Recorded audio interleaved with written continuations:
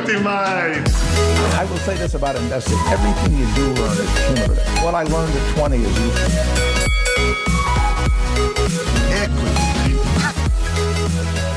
Welcome to another episode of Equity Mates, a podcast where we help you learn to invest in 45 minutes or less. We break down the world of investing from beginning to dividends so that you can hopefully make some returns. My name's Bryce, and as always, I'm joined by my equity buddy, Ren. How's it going, bro? I'm very good, Bryce. This is actually the last episode where one-on-one before our Christmas series.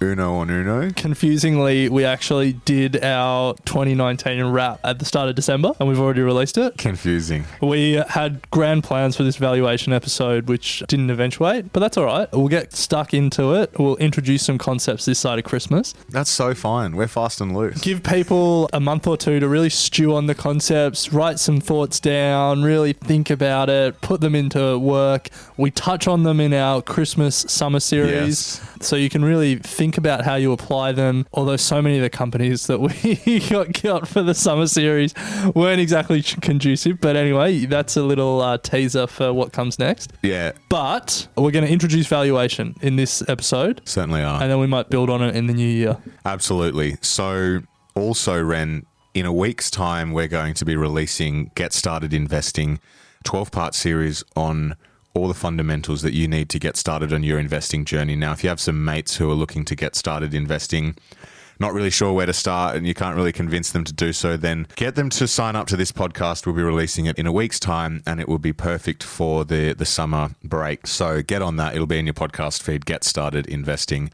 Also, equitymates.com/shop to grab an Equity Mates t-shirt just in time for Christmas. If you're struggling for a Kris Kringle Secret Santa idea, there is nothing better than an Equity Mates t-shirt. Men's and women's sizes available, so head on over there and check it out. But to Ren's point, this will be our sign-off episode until we're back, probably late January, around the 27th of Jan, we'll be back. After Bryce's big Australia Day blowout that he does every year. Yep, at your house, Ren. I haven't told you yet, but that's what's happening. Nah, change the date. Damn it. Interesting. Smart. So yeah, we've got 3 awesome interviews lined up over the next couple of weeks, and then leading into Christmas, we're going to be doing a shallow dive on 10 companies that have been suggested by our Equity Mates community. We had 180 to choose from. I specifically told Bryce he wasn't allowed to waffle during our summer episodes. People are going to be hanging out by the pool, singing a couple of beers. They don't want to hear deep diatribe on these companies. They want it short, sharp and punchy. And don't you worry, that's what we gave them. One thing that I don't think was mentioned there, the actual date of Get Started Investing release is going to be the 16th. 16th of December, yes. A Monday. Start the last week before Christmas, right? Listen to the episodes, rate, review and subscribe, really pump us up in the charts, and then go into Christmas with a good financial mindset, ready to make 2020 the year that you get on top of your finances. Yes. So as you said at the start of this show, Ren, this episode is all about valuation, something that a lot of our listeners have been asking us to do a bit of a shallow dive on as well. So we're going to do an overview of the key valuation methods and then have a look at a couple of them in a little bit more detail. And to Ren's point, getting your head around this will be great because we do talk about this a lot in our summer series where we try and have a crack at valuing some of the companies within that series. And there are a few methods and techniques that we are going to discuss today that we use in those episodes. So crack in, Ren. Valuation. Let's do it. So to start with, at a very high level, I guess when people talk about valuation, there's sometimes a few different things that they can mean. So to start with, there's probably 3 types of value that is discussed. The first one is enterprise value, and you sometimes see that shortened to EV. Yep. What that refers to is the value of the company's net operating assets. It's essentially the value of the company if you were to buy it, as a private equity buyer or something like that. Does it include debt? It does. So that's why it's net operating assets. So if the company has a whole bunch of cash, you subtract that from the value because if you buy it, you get that cash. Similarly, if the company's got debt, you add that to the value because you then are responsible for the debt. So that's one. Let's not focus on these too much because I'm just introducing the different concepts. So enterprise value, sometimes you'll hear. Book value is the total assets minus the liabilities of a company. It refers to essentially the liquidation value of a company. So if a company went bankrupt and it had to sell everything to return money to shareholders, that's the value at which it would be valued. Yeah. So how that's calculated is you take the total value of the assets and what you'd get if you sold them, and then you paid off all the debt with that money, and then whatever's left over is the book value. So those are two uses of the term value that we're not really focusing on today. The third way that people talk about value is market value. And that's the value that the market gives the company. And there are a few different ways that's achieved, but that's what we're going to talk about today. How you value a company, what's a company's market value, the fair value it gets in the market, a.k.a. other people call it the intrinsic value of a company. So, Ren, one of the things with valuation, especially around market valuation, and this is where I guess, we can come unstuck sometimes, is are we working towards a valuation for a particular number, or are we working towards a valuation that is more representative of where it sits relative to the market? It's a good question, and the answer is you can do both. I think what I always got stuck on was the need to come to an exact number. Yeah, agreed. I think when you hit a number, it's always a range, and because the assumptions that you put in, the growth rate, all that stuff will play with the number. So essentially what you want to do is build in a margin of safety and either put really conservative assumptions in or just treat the number as a guide, really. So yeah, to that point, absolute valuation is then where you're trying to come to a number figure. Yep. The actual value of the company. Yeah. But I think what you and I have both understood, even from speaking to some of the expert investors over the last few days, is that even they don't necessarily come to an absolute value.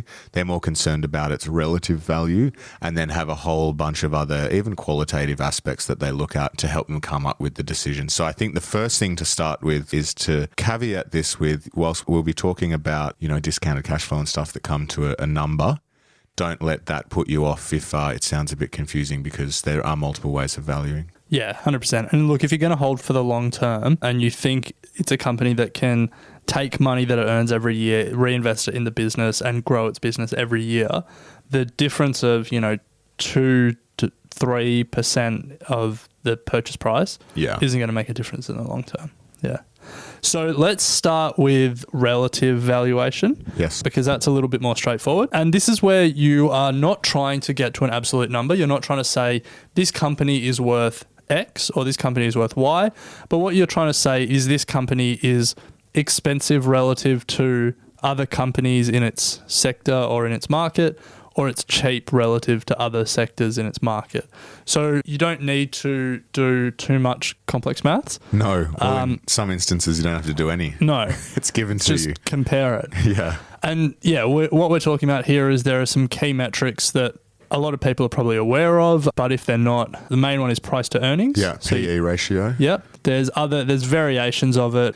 Enterprise value to earnings before interest and tax and stuff like that are also used, but they're all fundamentally what's the relationship between the purchase price and the profitability of the company. An easy thing to do with price to earnings in its own right, looking at the PE ratio on its own, you might not have any idea of what that actually means. If the price to earnings is 8, if it's 29, do you really know where that sits? Hard to tell. So what you really need to do is look at the price to earnings ratio relative to its competitors in the industry and also to the market. For an example, if you take company A, its price to earnings is 8, and its industry is sitting at 15, then you can make the assumption that it's a little bit cheaper than the going rate at that point in time for its industry, as an example. So that's something to think about when it comes to price to earnings. Always compare. Yes, yeah. And there are some other metrics that you can use that do serve a similar function. So price to sales, which compares the purchase price to the amount of revenue the company makes, or price to book, which compares the purchase price to the assets of the company. So they're all sort of shorthand ways that you can compare the purchase price, the price that you're paying, and how that compares relatively to other companies that you could buy in the same industry or in the same market. So that's relative valuation. Pretty straightforward, yeah. And to find those metrics there on all your major financial sort of information platforms, your brokers, online, wherever you go to find that sort of information, all those metrics are there. You don't have to do any maths, so don't freak out. Yeah. Right, so let's move on to the absolute REN, which Yes. is the discounted cash flow. Let's start a little bit broader than that. So, look, there are a number of different models that people use to value a stock. Some of the ones that we're not going to talk about today are the residual income model, the dividend discount model, the capital asset pricing model. There's a bunch out there that people can learn about if they want to. And they're all essentially trying to do the same thing, really. You are trying to understand the value that the business is creating and then what you should pay for that value today. There are two that we want to spend a bit of time on. The first one, as you mentioned, was the discount cash flow. That's probably the most common. And then secondly, there's one that we came across in Roger Montgomery's book, Valuable.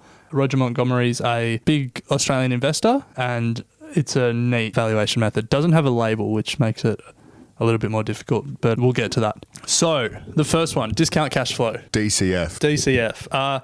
In essence, all you're trying to do here is understand the amount of cash that the business is going to generate and then value that cash. As of today. Yes. So the first step is to figure out how much cash the business is going to generate. And so you know what it generated in the last financial year or whenever it last reported.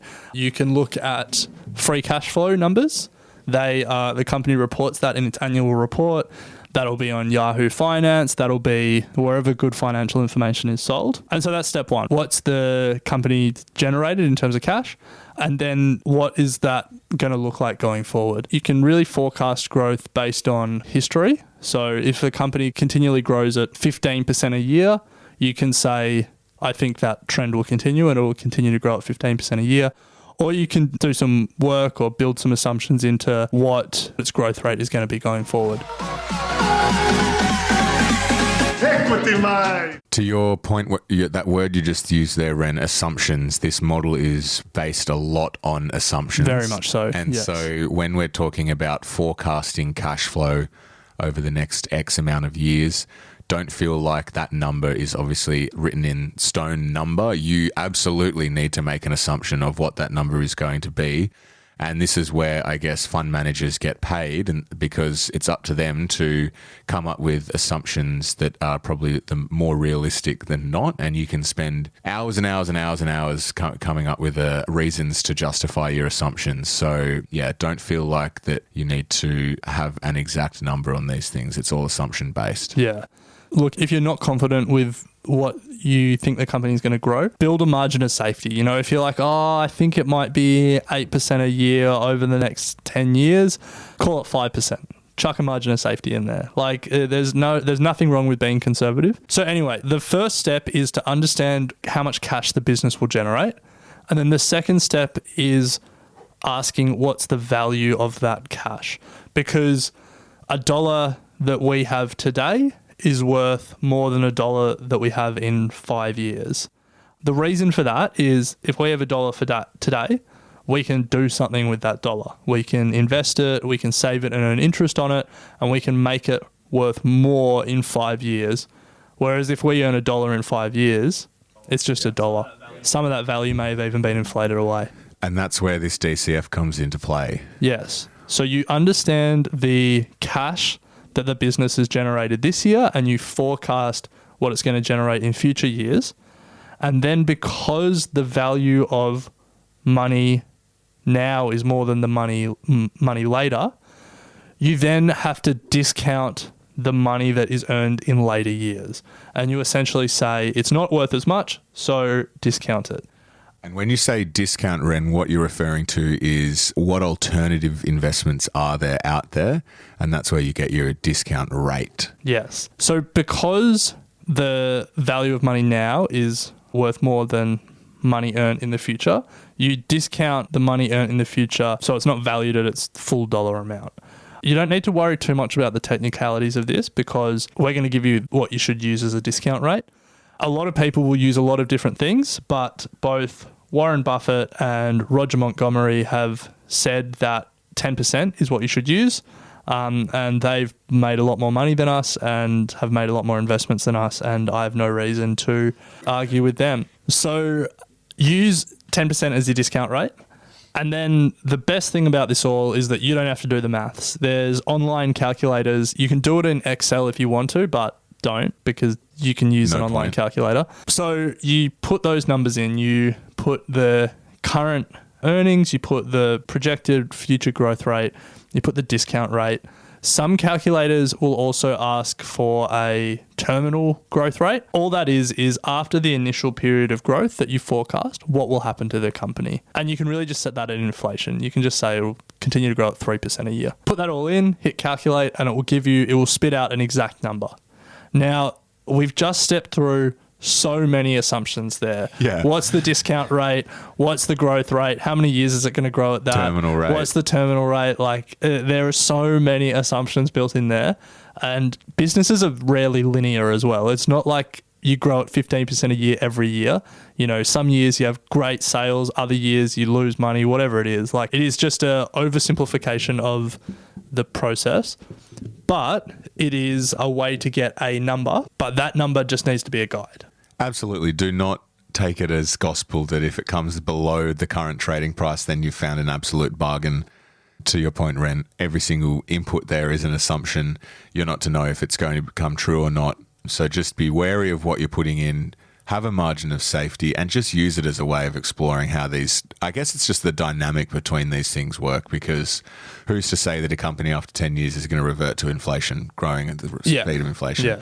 10-year growth rate might not even be the right sort of growth rate to be looking at. It's just one of those things. And you can massage the numbers and the output of the discounted cash flow to fit almost any number that you're looking for. 100%. So, yeah. Be wary. The reason that you put inflation after 10 years is because projecting it is just too hard. Way too hard. Even projecting 10 years is too hard. Yeah. So that's a discounted cash flow. There's an inverse of that. It's called a reverse DCF. And essentially what it does is it says, rather than you putting the growth rate in, you know what the share price is because the market's telling you what the share price is. And it will say, based on your discount rate, this is the growth rate that the company needs to hit to justify its current share price. And we unpack this a little bit in some of our summer series episodes, but essentially the reverse DCF may say the company needs to grow at 30% a year to justify the current share price. And you can say, well, given this company, what I think about its future prospects, I think 30% a year is unrealistic, and therefore the market probably has too high expectations for the company and it's probably too expensive. Again, it's just a range. But that's discounted cash flow and reverse DCF. The great thing is there are online calculators for all of this. So you just need to know what inputs are and how you get those inputs. And a lot of them are just really your work and your assumptions. A good one is Guru Focus. Head to Google and type in Guru Focus DCF calculator. That's one that we like to use, so check it out. Sign up for the free trial. They're expensive, so you probably aren't going to sign up. We just use the trial, but they're a good one. But yeah, there's plenty out there. There's plenty of free ones. The maths is all the same. So that's the first valuation model to get an exact number. The second one is from Roger Montgomery, who is a notable Australian investor, and he wrote a book, Value.able, which I will highly recommend. I haven't read it. It's a good one. Yeah. It's a good one. And he has an intrinsic value calculation, which I quite liked because it was just clean and neat. Unfortunately, it does require buying the book, and you'll understand why in a second. So good sales pitch by him. But essentially, the underlying logic of his valuation method, so if the first method was around what's the present value of future cash flows, that's what you're asking when you're doing a discounted cash flow valuation. With Roger Montgomery, he's essentially asking what's the book value of a company currently, and how is the company going to be able to grow that, and what's that going to be worth? And so essentially all you need to do is you take the book value of the company now. And as we spoke about earlier in this episode, the book value is really the total assets less the total liabilities. It's what you get if you liquidate the company today. So you've got the book value and you've got the return on equity. And with the return on equity, you'll also have the earnings. You can get that in the same place that you get those two metrics. With those three numbers, the profit that the company made, its return on equity and its book value, you then go to the multiplication table, and it's just an exercise of putting your numbers in and seeing what it tells you to multiply it by, and it will generate a intrinsic value. Interesting. So we might put a copy of that table online if we can, because it's pretty integral to understanding Just get the book. The output. If you don't want to buy the book, we'll try and get it up somehow so that we can understand fully what Ren's talking about, because without that table, it's a bit difficult to actually, it's not his own method, is it? I'm sure you could find that table somewhere online. So the reason that it's worth reading the chapter is there's two tables, one based on if the company pays out all of its earnings in dividends, the other if it retains its earnings. It's worth just reading the chapter to understand how he thinks about those different things. And then conceptually, it makes a lot more sense when you read through the worked examples that he's got there. There's a whole bunch in the chapter, JB Hi-Fi, a few other companies, including a company that Buffett bought, a railroad that he bought. I know if we just put the tables up, I feel like they wouldn't add as much value as they would need to. No, I agree, Ren. Read the chapter if you get the opportunity to. Otherwise, yeah, you probably know. Can you Google it, Ren? No, I don't think so. Okay, so it's specific to the book. Yeah, well, no, there's another book that it comes from, but I couldn't find that other book. If you don't want to read the book, conceptually, all it is asking is what's the current net value of the company's assets and what will that grow to and what's the value of that in the future. But yeah, I think it's worth spending the time to do the work. All right. Well, we'll at least make sure that the book is up online in these show notes so that if people do want to buy the book, they can do so. Is it available? Yeah, it's available. Or is it a limited edition that Roger's written personally for you? Well, if it is, then I'll sell it to the highest bidder. Nice, Ren. Well, at least discounted cash flow is something that anyone can jump online and have a crack at. There's multiple calculators out there that you can have a go. Likewise with the reverse discount cash flow. As we said, Guru Focus is a great website to have a look at that because it does both of those for you. As we said at the start of the show, we discuss these throughout our summer series, so try and get your head around them if you can. Just have a crack at some worked examples because it's not something that you can just understand overnight. And yeah, there's a lot of assumptions that you can start building in, and it's another great way to think about your investments. So hopefully we were able to shine some light on two of the ways in which you can get an absolute value for a company. As we also said, using price to earnings, price to book, or price to sales is another way of getting a relative measure of the company's value against perhaps its peers or the more broadly the market. So you can have a look at those as well. So anything else from you, Ren? No, I think that's about it. Nice. Well, we'll wrap there. It's been an awesome year. Really have thoroughly enjoyed our journey of investing this year, Ren. We had a couple of live shows, done our bold predictions, looking forward to a bit of a break over the summer and coming back with some more bold predictions for F20, calendar 20. Maybe Trump will be impeached by then and I'll have another beer on the books from you. My bold prediction is that Roger Montgomery is going to be a big fan of his Christmas book sale spike. Well, yeah, hopefully we see some of it come our way. Oh, hopefully we get him on the show as a result of it. Absolutely. Well, we'll leave it there. Everyone have an awesome Christmas and a happy New Year. As I said, we've got 3 awesome interviews coming over the next couple of weeks, and then we go into our summer series of 10 stocks that have been suggested by the Equity Mates community. And we'll be back in late January. So we'll leave it there and talk in the new year, Ren. Sounds good. Equity Mates and the people appearing in this program may have positions in the companies mentioned. This is general advice only. Please speak to a financial professional to understand how it may pertain to your individual situation. Equity Mates.